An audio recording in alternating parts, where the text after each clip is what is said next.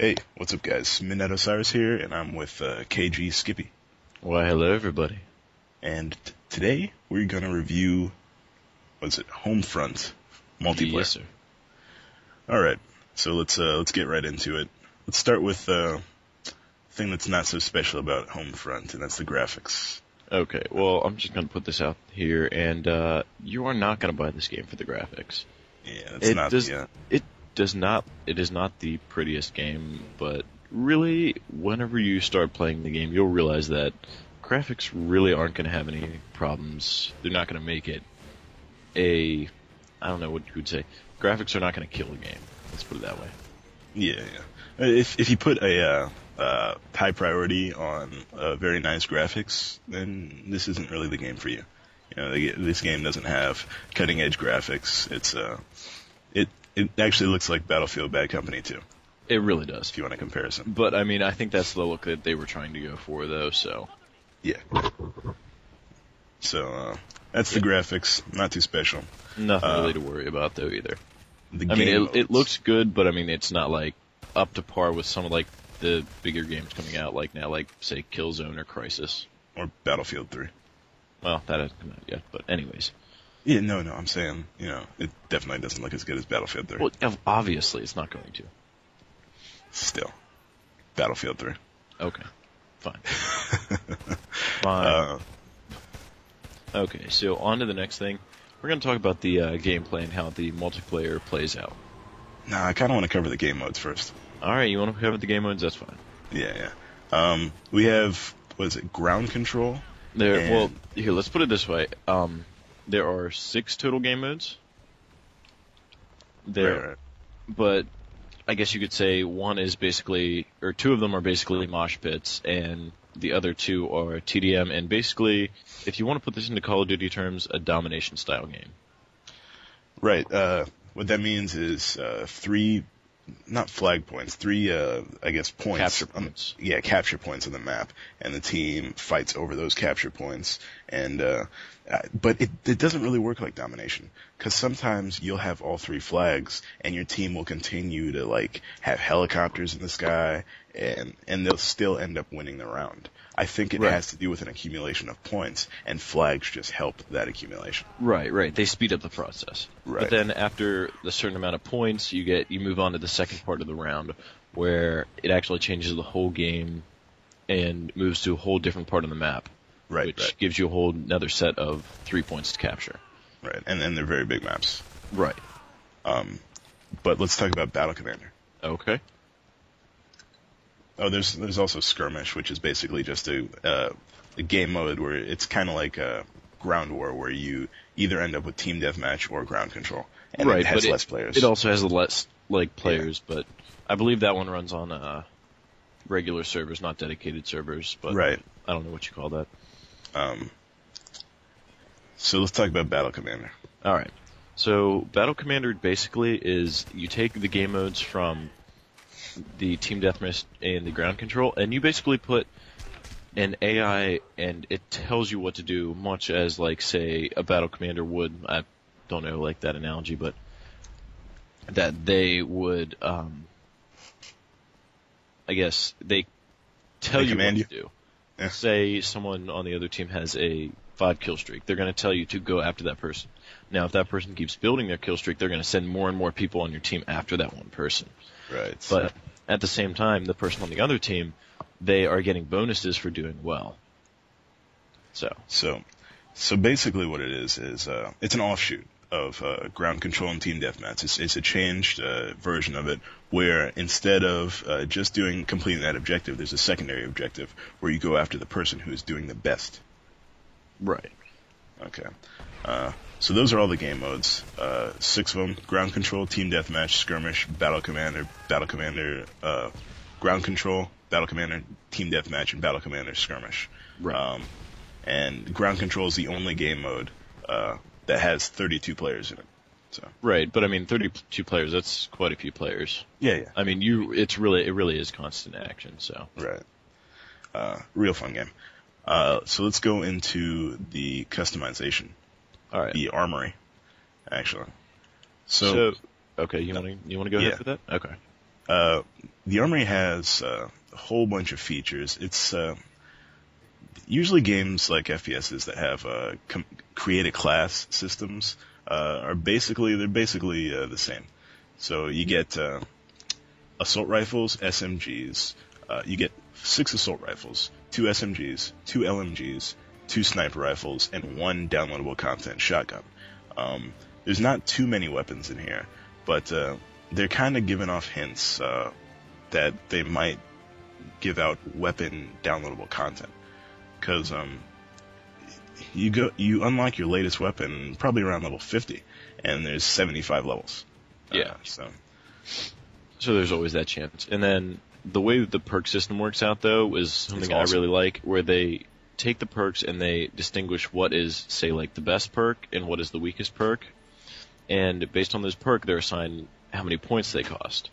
Right. So like, there's 3 tiers of perks, and then you have you start out with 4 points, and then at level 25 you get 1 more point with a total of 5 points, and that's going to be where it caps off. Right. So there's level 1 perks, there's tier 1 perks, tier 2 perks, and tier 3 perks. So if you have 5 points, you can take a tier 3 perk and a tier 2 perk, and that'll be your full perks. If you have, you can take 5 tier 1 perks, so on and so forth. Right. So you can kind of customize it. And the same system works with your vehicle loadouts. There's vehicles in this game that you can use in multiplayer, and there's loadouts that you can have for them. The vehicles themselves are set, but you can have perks for those vehicles that work the same way that the tier slot does for the perks for your classes. Right.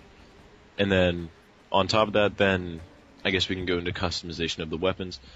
Every weapon has... Well, not every weapon has attachments, but... The sniper rifles don't have attachments. The sniper rifles don't, but the assault rifles, the SMGs, and the LMGs all have attachments, and they can vary from holographic sights to silencers to grenade launchers to an airburst grenade, which, I don't know, I find that pretty cool.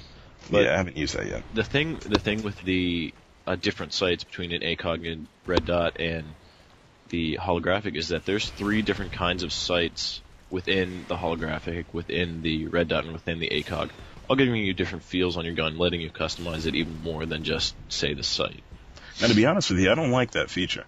At first, I thought it was kind of cool, because they had different sights that were set for you, but I would have liked it more if there was something like a customized reticle thing, like in Black Ops, some kind of feature, where I could just have one sight, and then just customize the reticle in between them. You know what I mean?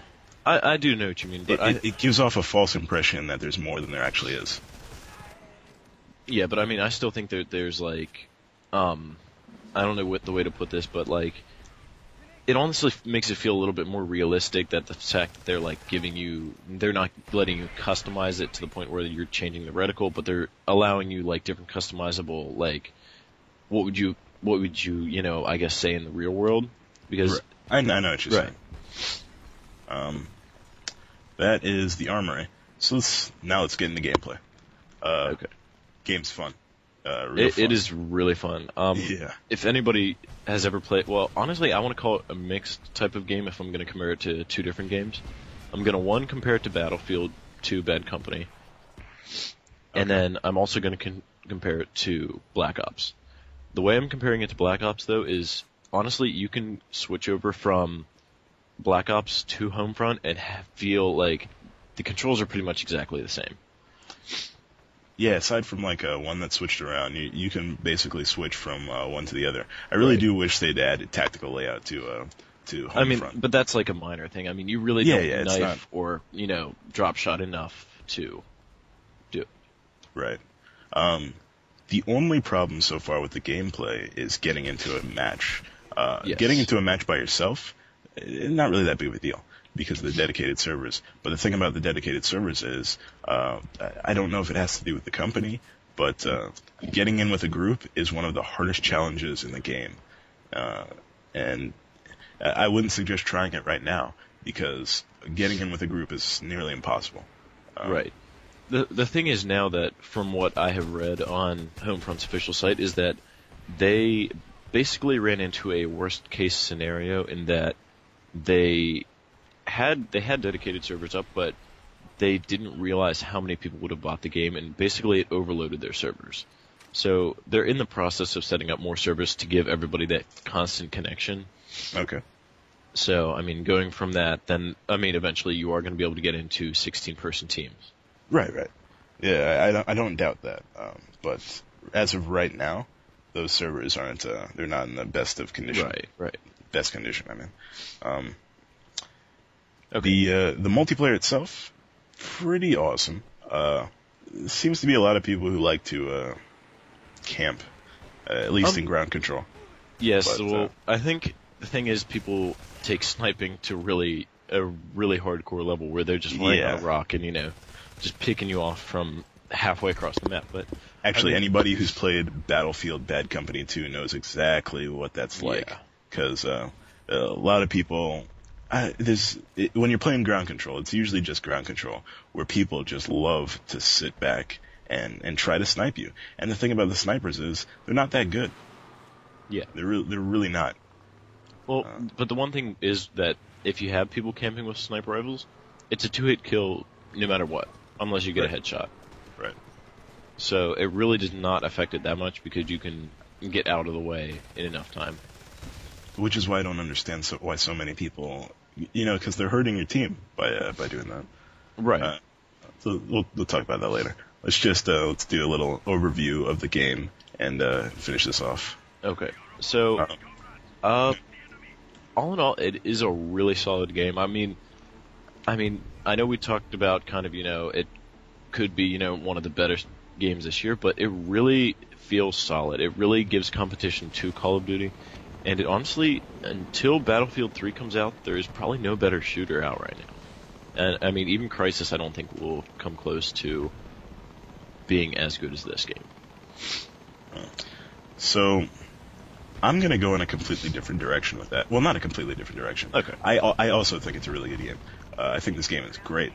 But I think if you're the type of person who buys the big games, Gears of War 3, Battlefield 3, the ones that are highly, highly anticipated, this isn't the game. This is the type of thing that you want to just look up a whole bunch of reviews for before you actually go through with this purchase.